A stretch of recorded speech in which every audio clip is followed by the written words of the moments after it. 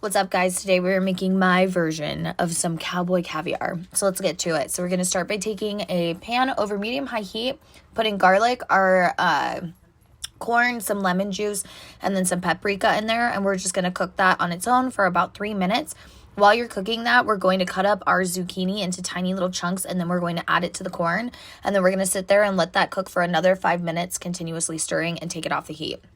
We're going to dice up our bell pepper and our shallots, and then we're also going to cut up our jalapeno. We're going to throw all of that into a bowl with the corn once it's all done cooking, and then we're going to add in our olive oil, and then we're just going to do like a light splash of apple cider vinegar in there, and then we're going to do some salt and pepper, and that's it, and just mix it up. This was like, honestly, this just make this. You won't regret it. Bon appetit.